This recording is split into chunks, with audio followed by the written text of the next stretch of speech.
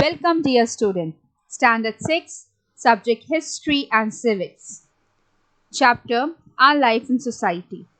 So, we will be doing part 2 of the first chapter in Civics, Our Life in Society.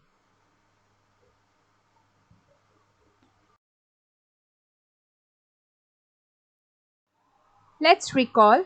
In previous video, we had learned what is society, where we have learned the definition. That society includes all people, men, women, grown-ups, old people, young children, even our families are a part of society. But society also includes different groups, institution and organization and have an interrelation with them. Then we learn why there is a need of objective and aims in society so that our society runs smoothly with cooperation among the people. Next, we had learned the characteristics of society. There were 8 characteristics. They were: society consists of people. Second, mutual interaction and mutual awareness. Third, society depend on likeness. Fourth, society rests on differences too. Fifth, cooperation and division of labor. Sixth, society implies interdependence also. Seventh, society is dynamic. And the eighth one was social control. So these were the characteristics that we have discussed in detail in the previous video. Now let's move ahead.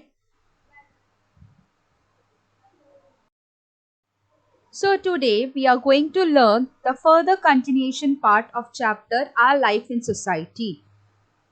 Learning objectives are: why there is a need for permanent system in society.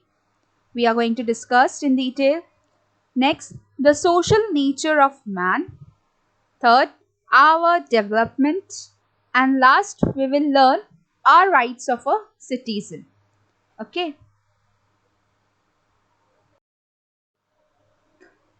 Our life in society. Now, what is society? We had already learned.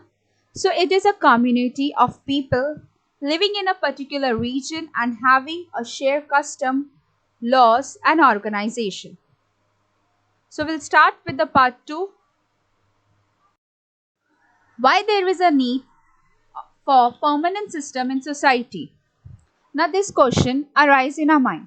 Yes, let's discuss that a stable and secure community life is necessary for the development of individual as well as society. Yes, student? But in the nomadic stage, man did not have this stability and security. So when man realized that living in a group provides security, people came together to develop an organized way of life. This was one of the main motivation for the creation of the society. Then, living in a society, men felt the needs for rules to help with the smooth functioning of day-to-day matters.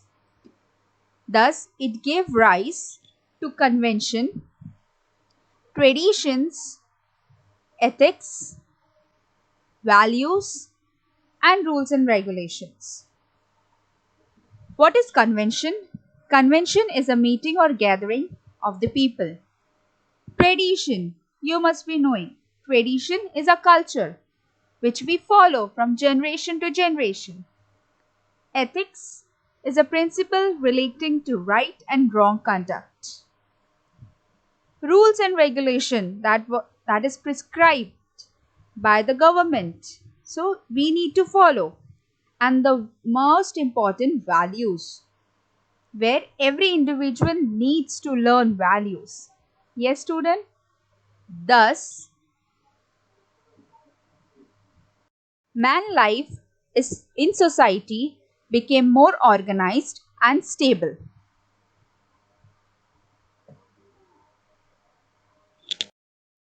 So, student, in order to fulfill needs like food, clothing, shelter, and security, the society has to create a permanent system. Now, without such a system, the day-to-day affairs of the society cannot be carried on. A system is essential for the continued existence of the society. Now let's take an example. If agriculture is necessary to fulfill the needs for food, then various institutions must be created to perform all the functions related to agriculture. Yes, therefore, a vast system needs to be created which include factories to the manufacture tools and equipments which used by farmers, and then even farmers required bank for providing loans, and a market to supply the goods. Yes, thus the existence of many such systems make a society stable. Thus there is a need for permanent system in the society. The social nature of man. Students, we all know that man is known as a social animal. Now, why do we call as a social animal?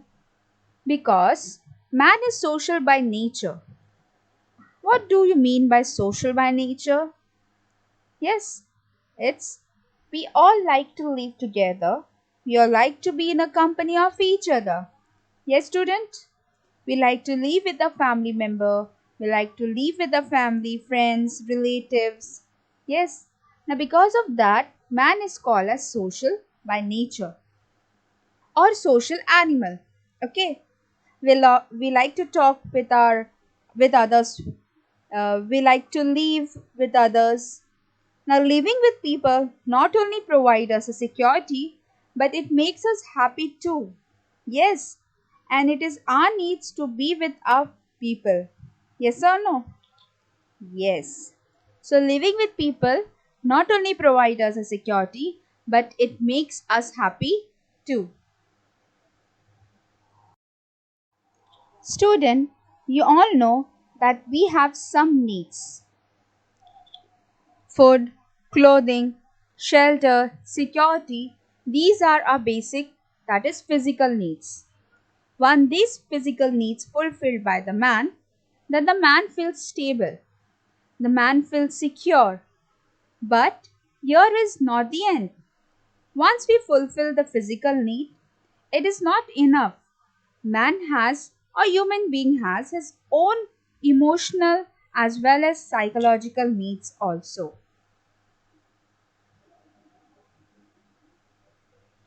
For example, emotional means what man wanted to share something, or human beings are very happy, so they share their happiness to other. In the same way, if a man is sad, so they require someone towards them so that they can share their sadness with the other member. Okay, so we have psychological as well as emotional needs with the physical needs. We like the companionship of our family, relatives, friends, and thus it makes us social. Yes, student? Thus, man requires physical needs, psychological needs, and emotional needs too.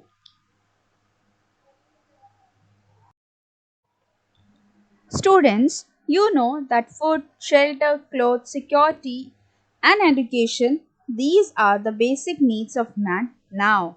Okay, now, as well as due to labor of people or skill of people, we see that in our society a lot of articles are produced, a lot of things are produced which provide us services and facilities. And because of that, we can live with dignity. Education and health services provide us dignity, as we can live with dignity if we have education and all these health services. Okay. So, student, in our society, there are lots of things that fulfill our needs. Means fulfill our basic needs. Okay, whatever we need that we get from our society. For example, if you want to study, what do you require? You require a book. How do we get the book? We get the book from the store. Yes, but how does it available in the market?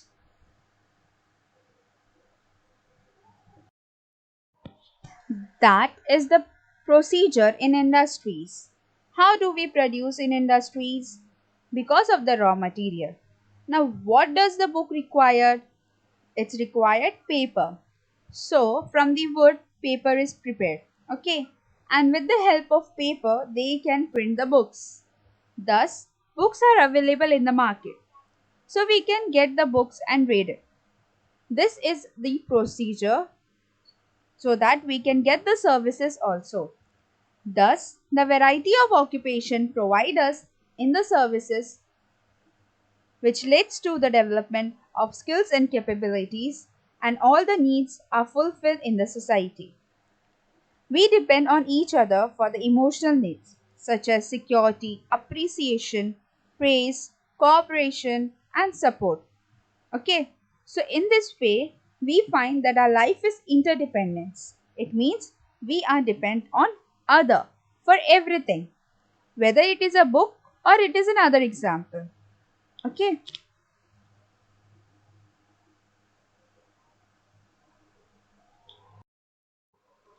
Our development.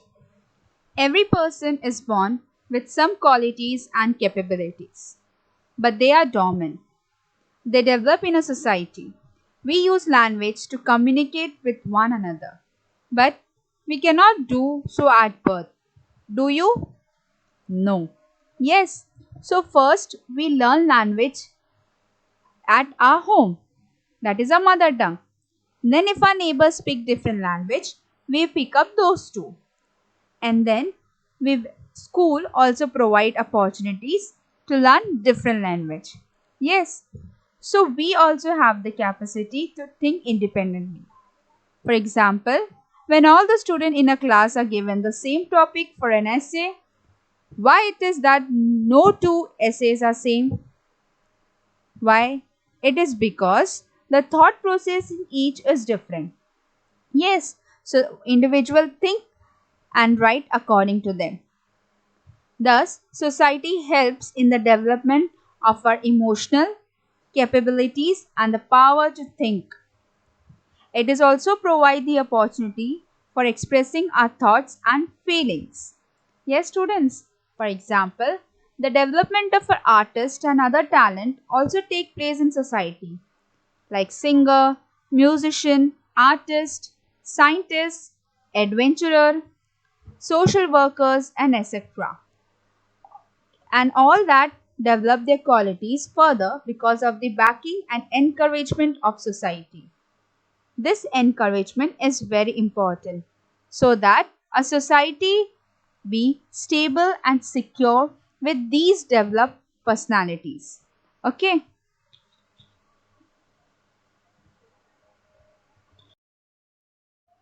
Our rights.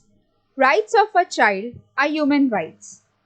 These are rights which apply to everyone, irrespective of age, gender, nationality, or other characteristics. Therefore, a child has mostly the same rights that adults have. When we speak about rights of a child, we means the child's human right. Okay. So, children of different age and gender have various interests and needs.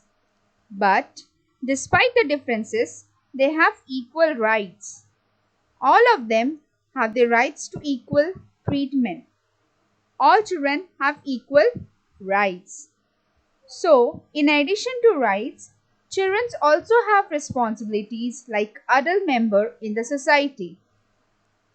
For a child rights end where the rights of another child or an adult begin. This means that rights have limit and a child must consider rights of other children and adults when exercising his or her rights. Rights and responsibilities go hand in hand. Now, following are some rights of children. Let's see the first one. A child has the right to education. Yes, but at the same time, child needs to attend the school. So, it is his or her duty to attend the school. The next right for you, students, for you, is that a child has the right to health protection. Yes, that means a child must take care of his health at any condition. So, students, start taking care of yourself because it is your rights. Third, A child has the right to free speech. What it means? It means a child can put up his or her view in front of adult. So while any discussion in your house, you can give your views. But at the same time, you respect your parents.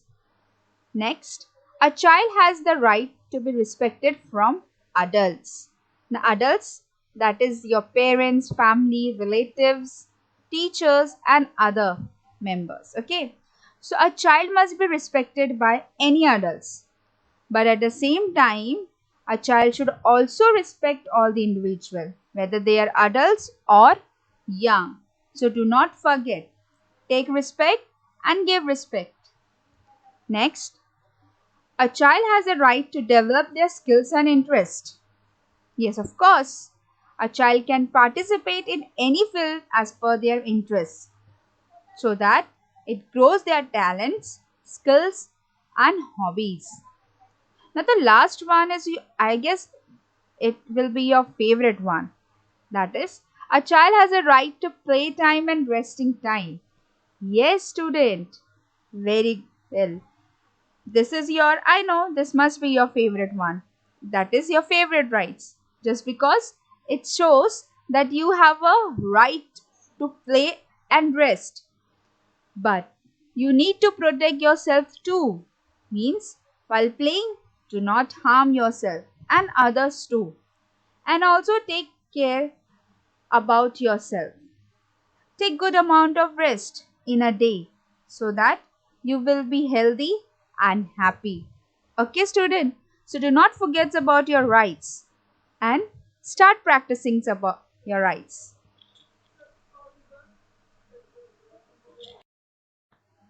I hope that you understood the chapter Civics, Our Life in a Society. Thank you.